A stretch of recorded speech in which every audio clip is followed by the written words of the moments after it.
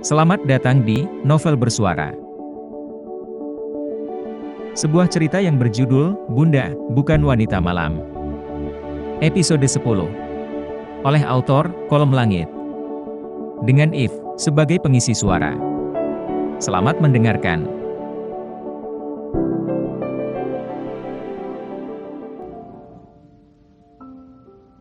Ayo mas, aku bantu kembali ke kamar. Via tetap berusaha membantu Wira berdiri walaupun laki-laki itu terus menolak. Setibanya di kamar, Via membaringkan Wira membuka sepatu dan jaket yang digunakan suaminya itu. Aroma minuman yang menguar dari mulut Wira membuat Via beberapa kali harus menahan rasa mual. Kau tidak ada bedanya dengan Sarah. Kalian berdua wanita murahan, ucap Wira dengan suara berat. Kedua matanya telah terpejam. Namun bibirnya terus bergumam-gumam memaki. Tidak ada yang bisa dilakukan Via selain mengusap dada. Wanita itu segera keluar dari kamar, menuju lantai bawah di mana kamarnya berada. Ia menjatuhkan tubuhnya di atas sebuah kasur yang lusuh. Ada setitik air mata yang tertahan di sana. Tiba-tiba terdengar suara deringan ponsel milik Via. Wanita muda itu segera meraih benda berbentuk persegi panjang itu. Tampak di layar tertera nama Bu Retno, membuat seulas senyum tipis hadir di wajah cantiknya. Ia menggeser simbol hijau agar segera terhubung dengan wanita yang telah membesarkannya itu. Assalamualaikum Bu, ucap Via. Waalaikumsalam Via, apa kabar nak? Kamu baik-baik saja kan? Sejak menikah kamu jarang menghubungi ibu. Alhamdulillah baik Bu, ibu sehat kan? Tanya Via. Ia terlihat beberapa kali mengulum bibirnya menahan air mata yang telah menggenangi kelopak mata. Ibu sehat. Lila juga baik. Hanya saja sejak kamu pergi Lila jadi sering menangis mencari kamu. Dia bilang mau tinggal sama bundanya. Sebisa mungkin Via menahan agar suara isakannya tidak terdengar oleh Bu Retno. Ia berusaha terdengar sebahagia mungkin untuk menutupi keadaan sebenarnya dari wanita yang dianggapnya bagai ibu sendiri.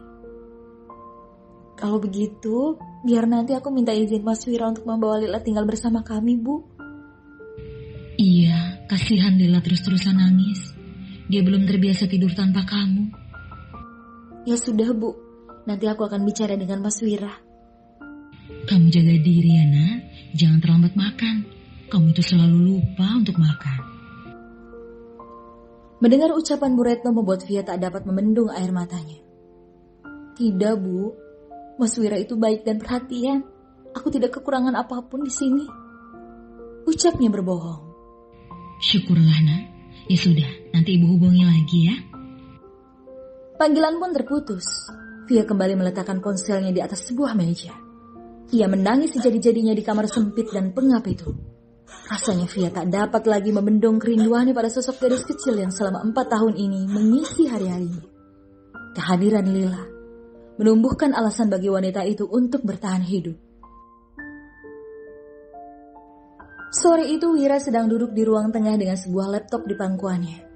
Ketika Via datang menghampiri dengan membawa secangkir teh hangat, ia meletakkan di atas meja.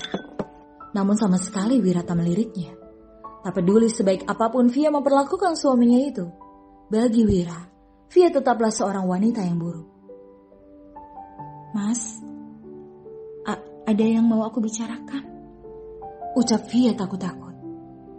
Ada apa? Tanyanya ketus. Sejak seminggu tinggal di rumah itu, sikap seperti itulah yang diterima Via dari sang suami. Kalau Mas mengizinkan, aku mau membawa Lila untuk tinggal di sini, Mas. Apa boleh? Kau pikir rumah ini panti asuhan? Jadi kau bisa membawa orang seenaknya tinggal di sini? Via terdiam. Ucapan Wira sudah mewakilkan bahwa laki-laki itu tak mengizinkan Via membawa Lila untuk tinggal bersama mereka. Maaf, Mas. Tapi Bu Retno bilang Lila selalu menangis mencariku. Tolong izinkan Lila tinggal di sini, Mas. Lila tidak akan mengganggu. Dia akan tidur di kamar belakang bersamaku. Kalau aku sudah bilang tidak, artinya tidak. Aku tidak mau kau bawa anak harammu itu untuk tinggal di rumahku. Bentak Wira. Sambil menahan air matanya, Via berkata dengan suara pelan. Lila bukan anak haram, Mas. Jawaban Via pun membuat Wira tertawa sinis. Lalu, kalau bukan anak haram apa namanya? Kau bahkan belum pernah menikah. Lalu bagaimana kau bisa punya seorang anak? Kalau bukan dari hasil hubungan gelapmu. Via mengusap setitik air matanya. Sekali lagi mencoba membujuk Wira. Tolong, Mas. Tolong aku. Aku hanya punya Lila saja. Aku tidak akan meminta hal lain dari Mas Wira. Asalkan Lila boleh tinggal di sini, aku akan melakukan apapun yang Mas Wira mau. Baik. Kau boleh bawa anakmu tinggal di sini. Tapi ingat, dia tidak boleh berkeliaran di rumah ini. Tempatnya adalah di kamar belakang bersamamu. Lega rasanya mendengar Wira mengizinkan Via membawa Lila ke rumah itu. Walaupun pada akhirnya Via sadar bahwa Wira pun akan membenci Lila sama seperti membenci dirinya. Terima kasih, Mas. Aku permisi mau menjemput Lila dulu. Tangannya terulur hendak menyalami sang suami. Namun Wira seakan tak peduli. Ia enggan bersentuhan dengan wanita yang telah menjadi istrinya itu. Tidak apa-apa kalau Mas Wira membenciku. Yang penting dia mengizinkan aku membawa Lila untuk tinggal di sini. Dengan langkah penuh semangat, Via bergegas menuju sebuah halte bis. Sudah tidak sabar untuk bertemu putri kesayangannya itu. Senyum bahagia jelas tergambar di wajah seorang gadis kecil. Sambil berlari dengan sisa tenaga yang dimilikinya, Lila menyambut kedatangan sang bunda. Lila, jangan lari sayang, nanti jatuh. Via merentangkan tangannya, memeluk anak kesayangannya itu. Bunda dari mana? Kenapa bunda tidak pulang-pulang? Lila kan cali-cali bunda. Ucapnya tanpa melepas peluknya. Via pun menggendong anak gadisnya itu dan duduk di sebuah kursi. Bundanya sibuk sayang, tapi sekarang bunda kemari untuk jemput Lila. Lila mau ikut bunda kan? Kemana bunda? Ke rumah baru kita. Nanti Lila bisa sama bunda setiap hari. Mau bunda mau. Lila mau ikut bunda. Via kembali melepaskan kerinduannya dengan memeluk anak gadisnya. Hingga Bretno datang dengan membawa koper berisi pakaian Lila yang telah disiapkan sebelumnya. Wanita parubaya itu terlihat sedih melepas kepergian dua orang yang sangat disayanginya. Setelah mengobrol beberapa saat untuk melepas kerinduan, Via akhirnya berpamitan pulang. Kenapa Nak Wira tidak mengantar kamu, Via? Tanya Bu Retno. Mas Wira sedang bekerja, Bu. Aku akan pulang dengan taksi online.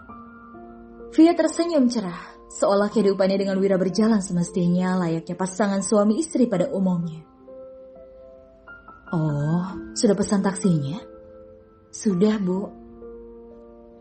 Tidak lama kemudian sebuah mobil berhenti di depan panti asuhan itu. Via segera berpamitan pada Bu Retno. Setibanya di rumah Wira, Lila tak henti-hentinya mengagumi rumah yang baginya bagaikan istana itu. Gadis kecil itu terus berceloteh ria. Bunda, rumahnya Om Wira besar ya, kayak istana. Kita mau tinggal di sini ya Bunda. Sebelum masuk, Via berjongkok di hadapan gadis kecil itu, membelai puncak kepala dan wajahnya dengan sayang. Lila sayang, dengar Bunda ya. Ucap Via diiringi anggukan kepala oleh Lila. Lila tidak boleh nakal di rumah ini. Rumah ini bukan rumah Bunda. Jadi Lila harus menurut ya. Jadi anak baik. Iya Bunda, Lila tidak nakal. Ya sudah, kita masuk yuk. Dengan menyeret sebuah koper, Via menggandeng Lila memasuki rumah itu. Tampak Wira baru saja turun dari lantai atas. Sepertinya akan keluar. Karena terlihat dari pakaiannya yang rapi. Pandangannya mengarah pada sosok anak kecil yang datang bersama Via. Pertama kalinya melihat Lila dari jarak dekat membuatnya begitu terpaku. Lila, seorang gadis kecil yang begitu cantik dan polos, berhasil menyita perhatian Wira. Bersambung.